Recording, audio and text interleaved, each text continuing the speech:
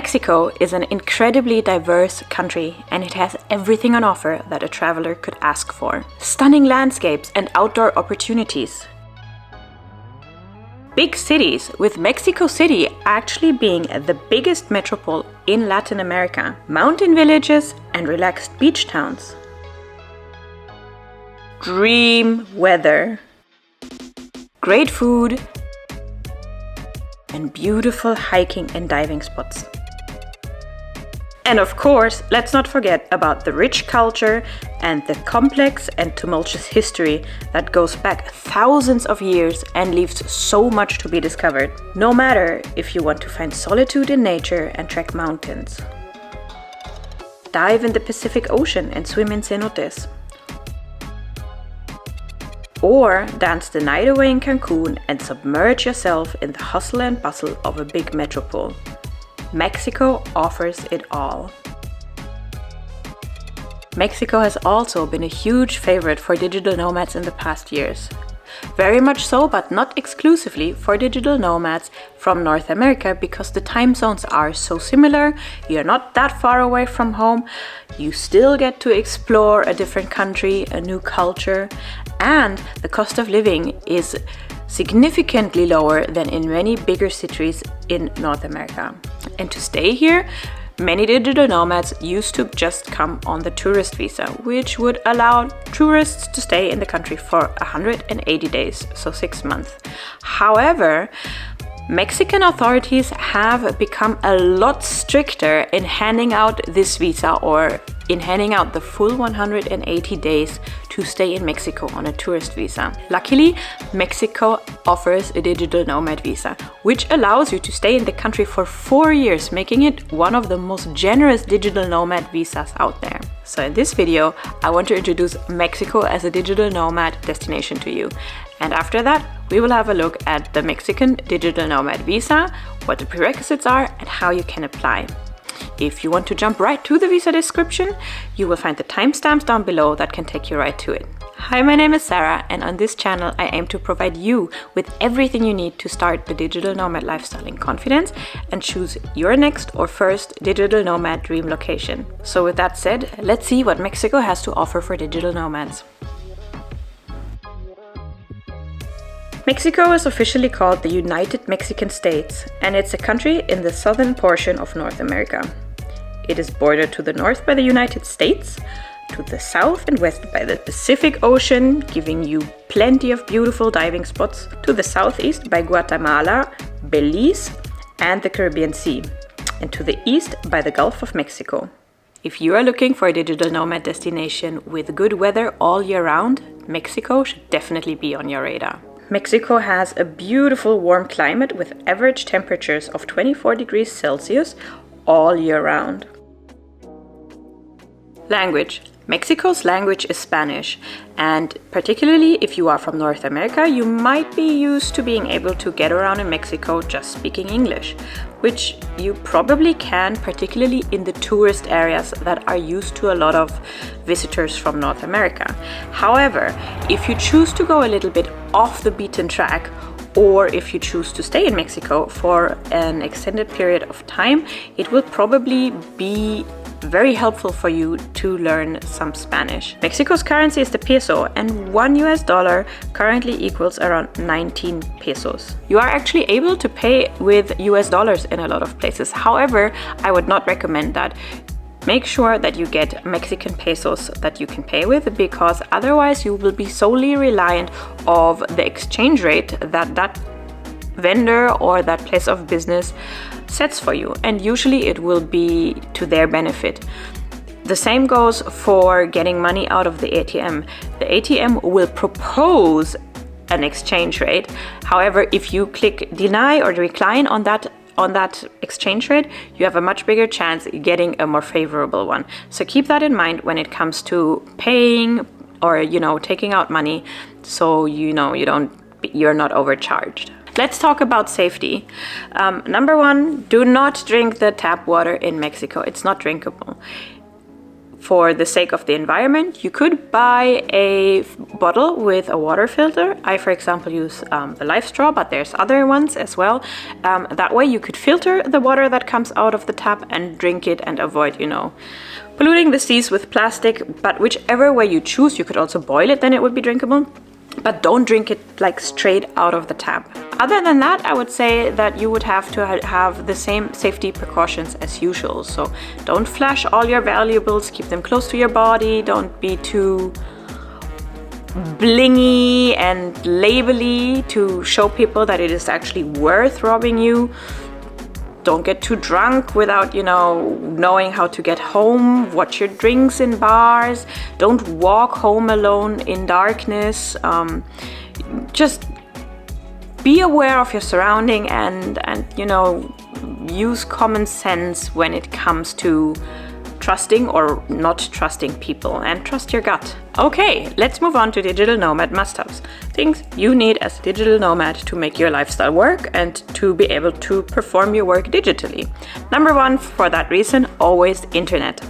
Internet is stable in Mexico, and particularly the bigger cities offer co-working spaces and cafes that you can work from. However, it might not always be as fast as you are used to. So this is something to keep in mind, particularly if you go out of the bigger cities or off the beaten track. The connectivity and the internet speed might be something that you will have to take into consideration. Infrastructure, both in the cities as well as to get around and explore the country. And here it is great that Mexico is such a popular tourist destination, because that means that a lot of tourism infrastructure exists and is of good quality. So in cities you have, of course, Uber, you have taxis. When using cabs, make sure that you negotiate the price before you get into the cab. And you have buses and colectivos. Colectivos are small buses that kind of work like a community taxi. So you will get into the colectivo and it will stop along the way, picking up more and more people until it's completely crowded and brings you to a certain destination. They might also be called peceros. Other than that, you usually have normal bus traffic in cities, and Mexico City, for example, also has a subway system. Opinions differ a little on how safe that subway system is. Personally, I've ridden a lot of subways in a lot of big metropoles, and pickpocketing, for example, is a crime that you will find in many metropoles when it comes to riding the subway. So just make sure that you have your belongings close, put them in front of you so that you can keep them safe. What is special about the Mexico City subway is that they have designated subway cards for women and children. So if you are a female and you don't feel comfortable riding in the common part or in the common cart, you know that you have the option to go to the exclusive women and children cart. Maybe you would feel safer there. During the day, riding the subway, using the subway is probably a great way for you to save a little bit of money. But again, like everything when it comes to traveling abroad, don't do it if you don't feel safe. It's not worth it. It's not worth your travel experience. It's not worth your health. So if you don't feel safe riding the subway or the bus, then Uber and taxi are a good option for you. So to travel cross country, you could of course fly, but another great way to do so is to use the extensive network of overland buses. So you can actually also see a lot of the country. And the Mexican overland bus network has a tier system. So Platino buses, for example, are super comfortable with a lot of leg room and big seats. But even Primero buses have very comfortable seats and a bathroom on board. So your overland trip through Mexico would actually be quite comfortable. Trains. Mexico does not have a public train system. However, there are a couple of experiences by train that are run by public companies. For example, the train ride through the Copper Canyon, which I will look at in a little while. Accommodation. You can find plenty of different accommodation options in Mexico, be that Airbnbs, be that hostels, be that kind of digital nomad hostels / co-living situations like Selena, which is big everywhere in Latin America and offers like hostel rooms, but also co-working and digital nomad community. You can rent Apartments, if you choose to stay for a year or longer, particularly, this might be an option that will save you a lot of money. And of course, there's guest houses and hotels. So depending on where you're going, you should have plenty of options depending on your budget of accommodation available to you. Cost of living. As usual, my numbers come from Numbeo, and it's not because I'm sponsored by them in any way. It's just because I find the relatability and reliability of the fact that their numbers are crowdsourced and usually quite up to date, very reliable. I have, as in many videos, translated the numbers to US dollars because I feel that for many people watching, the dollar is a more relatable measure that is easier translated to whatever other currency one has. So, an inexpensive meal in a restaurant will cost you, in average, $7.76, and a cappuccino will cost you $2.50. A monthly bus pass will cost you around $17.90. The taxi starting tariff is $2.05, and riding the cab for 1 kilometer would leave you at $1.02. An hour waiting in the taxi will cost $7.67. Basic utilities for an 85 square meter apartment would cost you around $53.35. And internet would cost you $26.30. A one-bedroom apartment in the city center would cost you an average $476 US, and a one-bedroom apartment outside of the city center would cost you $287 US. As always, I'd like to point out that these are averages, meaning that if you want to stay in the hippest part in the big metropole, then these prices are going to be a lot higher. If you live in some small mountain village, these prices are a lot lower. So they're just here to give you an average idea. So now that we've covered that, let's look a little bit at which places are actually popular with digital nomads. Where do they live? Where can you meet other digital nomads and find your new community? Like I said, Mexico City, the capital of the country, is a super bustling metropole, and its sheer size and everything it has to offer means that it is a big favorite amongst digital nomads and expats. So let's look a little closer at this metropole. Mexico City is the biggest city in North America with a population of over 9 million people, putting it even in front of New York and LA. It is a massive metropole that never sleeps, so if you want to live in a big city and live the big city life with all that entails, this might be just the place for you. Because of this, it has a huge expat and digital nomad community that will allow you to make plenty of new connections, find new partners for business ventures, and of course, it will offer the infrastructure you need for the digital nomad lifestyle. Doesn't matter if it comes to accommodation, co-working spaces in every form and size, internet speed, bars, restaurant, nightclubs, and museums. While there's plenty of fun stuff to do and explore in Mexico City, there are also neighborhoods that you should absolutely avoid because they really are dangerous.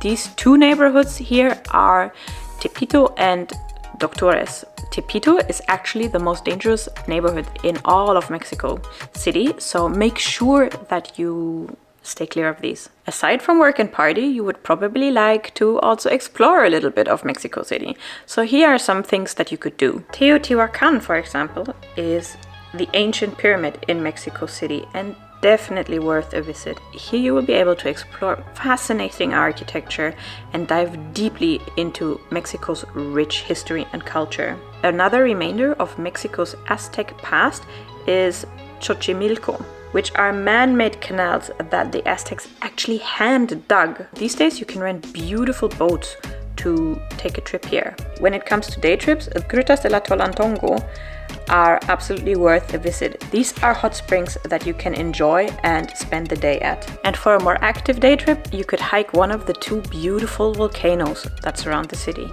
For beach lovers, Playa del Carmen could be a dream destination. Playa del Carmen is a beach city in Mexico's Yucatan Peninsula. This is your destination if you enjoy beach life, be that lying on the beautiful sandy beaches or diving and snorkeling in the crystal clear blue water while watching colorful fishes in the stunning coral reefs. But you will also find plenty of beach cafes and restaurants and nightclubs right by the waterfront. Playa del Carmen is a little calmer than the popular party capital of Cancun, and thus might be a great option if you want to enjoy a little bit of beach party, but you also want to stay focused enough to get some work done.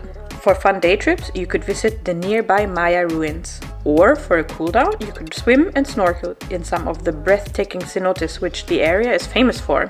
Cenotes are natural pools that have formed in sinkholes created by erosion of the limestone. They are an absolute must visit if you are in Mexico. Let's move on to Oaxaca City. Oaxaca City is the capital and largest city of the state of Oaxaca.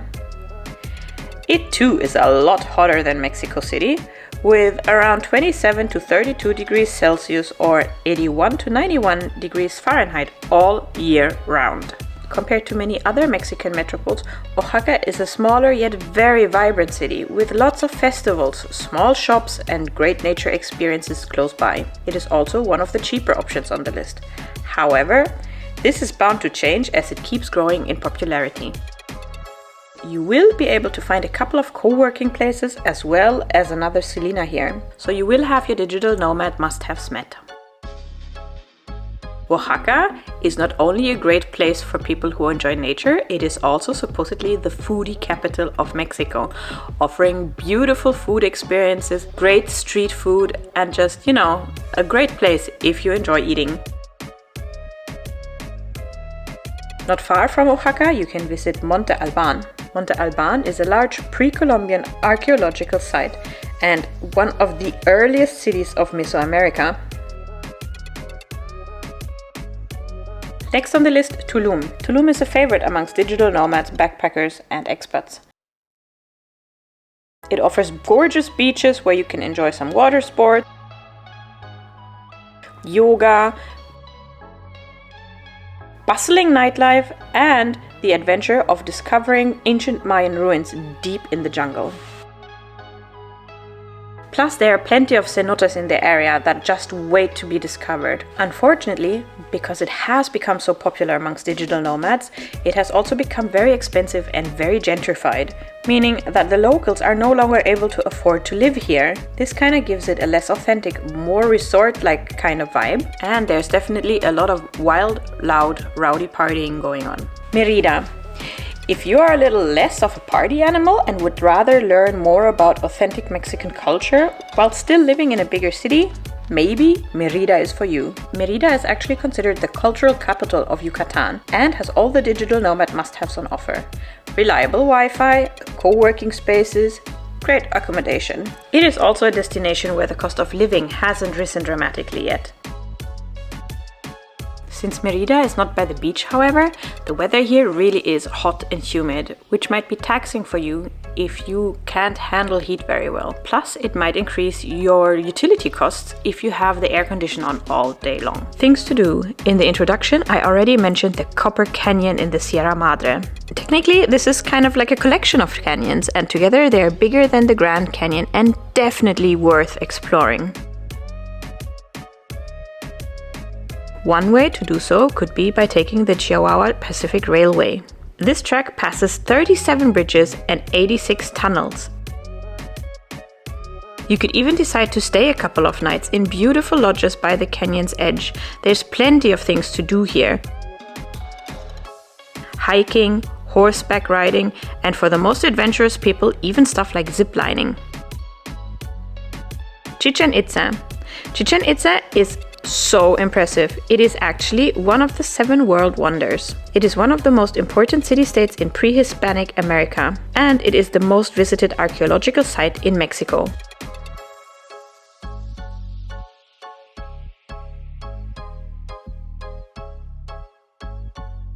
But Mexico doesn't only offer beautiful hiking opportunities and archaeological sites. The sea surrounding Mexico also offers some of the best diving spots.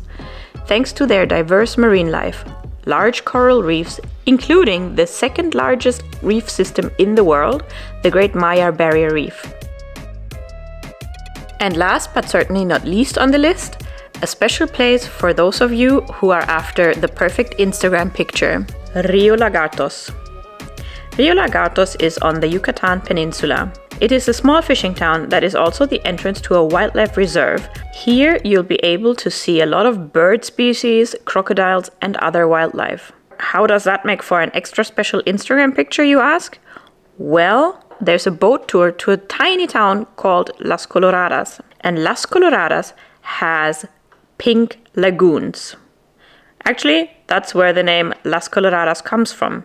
These pink lagoons are artificial lagoons made by the locals in order to evaporate the water and extract salt from it. They are pink because of specific microorganisms that live there, and visiting them is just the perfect picture opportunity. Hi guys, this is Editing Sara from the future. While I was editing the video, I unfortunately saw that the visa details, or while filming the visa details, the autofocus of the camera kept jumping in and out, and most of the footage is blurry, which is why we're gonna just quickly go through it again so you can actually see my face and hopefully have a better viewing experience. So let's get to the visa details. I have already mentioned the biggest benefit of this visa, and that is that it is 4 years long. The duration is 4 years, which makes it a lot more generous than most digital nomad visas. Another great benefit that distinguishes it from many other digital nomad visas is that it allows you different ways of proving or meeting the income requirements needed for the visa. You can either have a bank balance of $43,000 for the last 12 months, or you can show a regular income of $2,595 for each month during the last 6 months. And should you want to bring dependents, you can do so by adding an additional $861 per dependent and month. Or you can own a property in Mexico worth at least $346,000. So while some of these options feel, of course, only applicable to a select few, generally I feel that it's a lot less rigid than many other digital nomad visas that require you to have a minimum income of a certain amount, and there's no other way to obtain the visa. Furthermore, you're going to need a valid passport and the completed visa application, which you're going to have to print out double-sided on one paper, and you can download it from the embassy's website. Once you've filled this in, you will have to make an appointment at the embassy. Next, you are going to need a recent passport picture. You are going to have to prove your income. You will have to prove medical insurance in Mexico for the entirety of your stay, and you will have to provide a clean criminal record. Should you want to bring dependents, so children or a spouse or partner, you are going to have to prove your relation to them. Meaning for children, usually a birth certificate, and for your spouse or partner, either a marriage certificate or proof that you have been living together for a certain amount of time. Oftentimes, what works is, for example, specific bills or letters from banks that go to the same address. Also keep in mind that if you are a single parent and you want to take your children with you, you are going to need the permission of the other spouse, or the other parent rather, so that everybody can be sure that you're not extracting the children from the country without the permission of the other parent, because that would be considered kidnapping. Once you've gathered all documents, you are going to have to schedule an appointment at the embassy and go to the appointment to present all your documents, and then travel to Mexico. In Mexico, you will have 6 weeks to finalize your residency and register. Here, you will have to pay between $150 and $350 to the National Migration Agency. You will also have to pay $42 for your appointment at the embassy. So all in all, I think this visa sounds particularly interesting to people who would like to slow mat, meaning who would like to be digital nomads but would like to stay in single destinations for a longer amount of time to settle and to take away the stress from frequent traveling, and also, of course, to submerge themselves really in the country and the culture.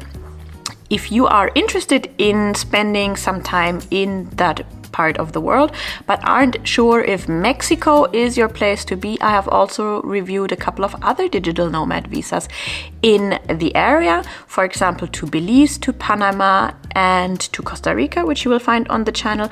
And last, I have reviewed the digital nomad to Colombia, which you will find up here. With that said, keep exploring, go see this beautiful world for yourself. Thanks for today. Bye bye, I'll see you in the next one.